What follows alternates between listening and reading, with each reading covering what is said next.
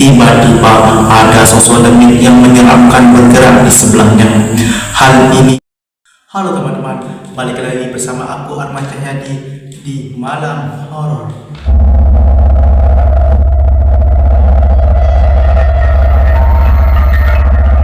Kali ini saya akan mengajak kalian untuk menonton film yang lagi viral di 2025 ini, yaitu tentang pabrik gula, di mana kisahnya ini diceritakan tentang marahnya demit penunggu pabrik tersebut.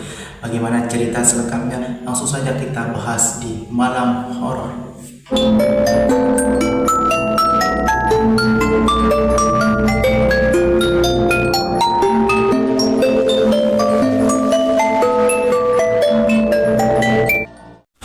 Film dimulai ketika kita berada di tahun 2003. Di saat itu, sebuah perusahaan sedang membuka lowongan pekerjaan untuk posisi buruh musiman yang akan dipekerjakan di pabrik gula untuk membantu proses panen penggilingan tepung.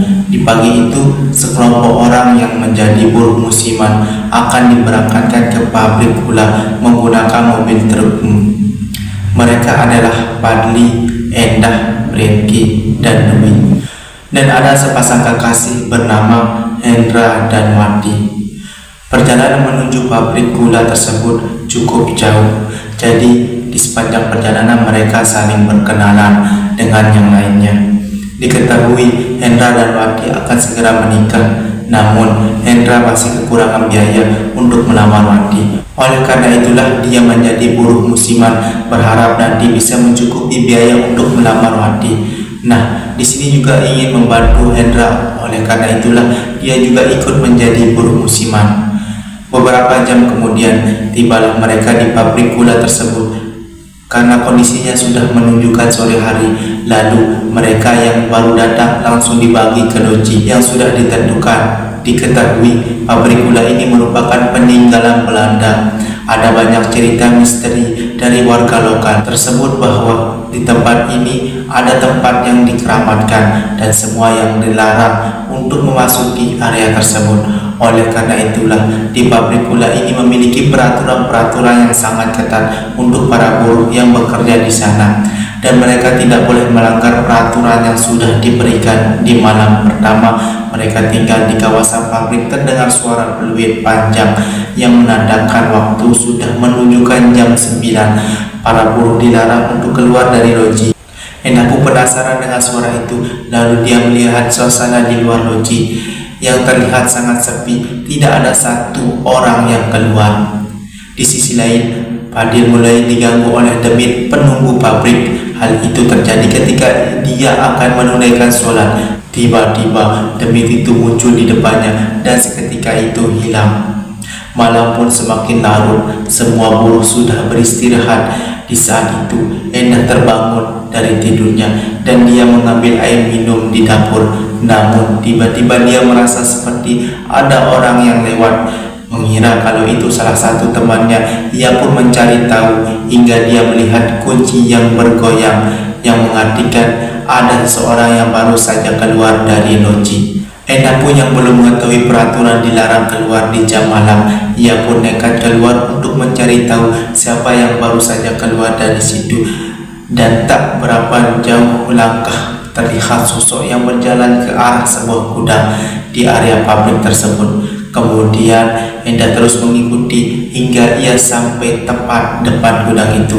Namun tiba-tiba sosok itu menghilang. Endah yang mengira sosok itu masuk ke dalam gudang, ia pun akhirnya mengintip dari celah lubang dan mendapati hal aneh yang ada di dalam gudang itu. Ternyata di dalam ruangan itu ia melihat penggelaran wayang, yang dimana di dalam orang yang memainkan gamelan mereka semua menggunakan pakaian adat Jawa kuno.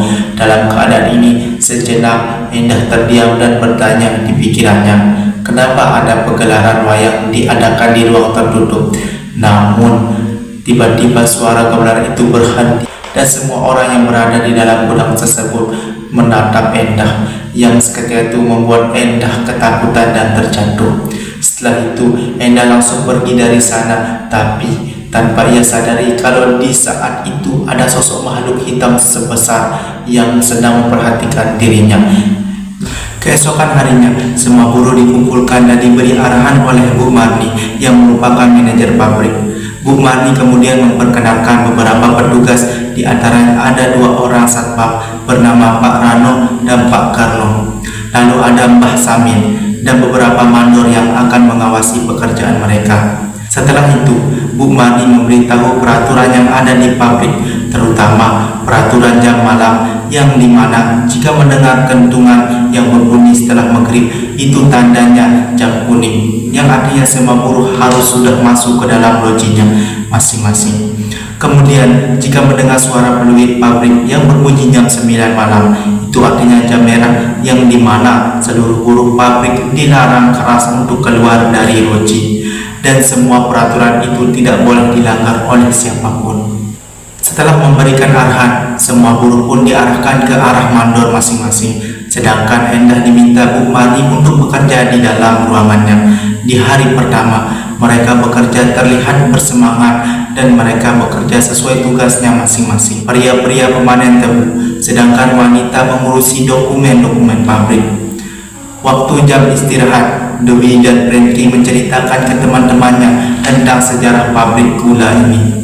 7 tahun yang lalu terjadi kebakaran besar di gudang tua yang menewaskan para buruh yang terjebak di dalam gudang tersebut. Dikabarkan kebakaran itu terjadi dikarenakan para buruh melanggar peraturan dengan berpesta minuman keras. Oleh karena itulah penunggu gudang itu menjadi marah, lalu dia membakar para buruh tersebut. Jadi peraturan jam malam diberlakukan untuk menghindari hal-hal yang tidak diinginkan terjadi. Di saat yang bersamaan lagi, Endah mengalami kejadian yang mengerikan. Di saat itu ia sedang menyelesaikan tugas, tiba-tiba ada sosok demit yang menyeramkan bergerak di sebelahnya. Hal ini membuat Endah menjadi sangat ketakutan. Kemudian saat Endah keluar dari ruangan, dia bertemu dengan Rani, selalu menanyakan apakah semalam Rani keluar dari loji. Sialnya, ternyata itu bukan Rani, melainkan sosok demit yang tiba-tiba mengejar dirinya, sehingga membuat Endah lari ketakutan. Teror yang mengerikan yang dialami oleh Endah ternyata tak sampai di situ saja. Kali ini dia kembali mendapatkan teror dari penunggu pabrik gula tersebut, yang dimana saat ia sedang mengantar dokumen ke beberapa bagian, saat itu Rani menawarkan diri untuk membantu mengantarkan dokumen karena searah dengan tujuan Endah. Akan tetapi beberapa lama terjadi hal yang mengerikan. Di saat kereta bara yang sudah berhasil panen berjalan, Endah melihat Rani sedang duduk di jalur kereta. Melihat itu, Endah langsung berteriak memanggil Rani, tetapi Rani hanya menoleh sambil tersenyum, dan inilah yang terjadi.